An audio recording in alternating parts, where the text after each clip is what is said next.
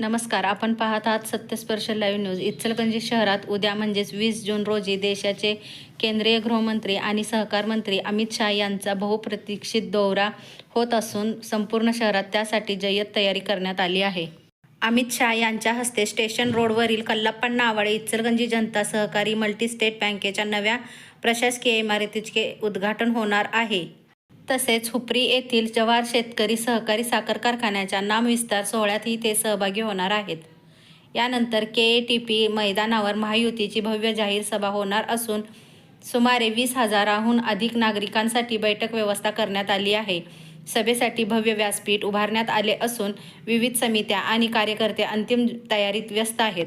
या दौऱ्याच्या पार्श्वभूमीवर उच्च व तंत्र शिक्षण मंत्री चंद्रकांतदादा पाटील, भाजप प्रदेशाध्यक्ष रवींद्र चव्हाण, आमदार राहुल आवाडे, माजी मंत्री प्रकाश आवाडे यांच्यासह प्रमुख नेत्यांनी सभास्थळांची पाहणी करून तयारीचा आढावा घेतला.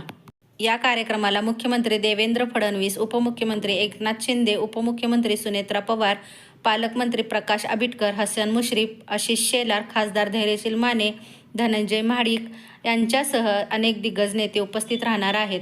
दरम्यान VVIP सुरक्षेच्या दृष्टीने शहरात कडेकोट बंदोबस्त ठेवण्यात आला आहे. तब्बल 550 पोलीस अधिकारी आणि कर्मचारी तैनात करण्यात आले असून वाहतुकीतही तात्पुरते बदल करण्यात आले आहेत. नागरिकांनी पोलीस प्रशासनाला सहकार्य करण्याचे आवाहन करण्यात आले आहे.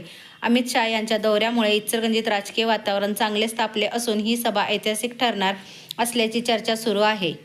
अशाच ताज्या आणि विश्वासार्ह बातम्यांसाठी चॅनलला सबस्क्राईब करा आणि व्हिडिओला लाईक व शेअर करायला विसरू नका. धन्यवाद.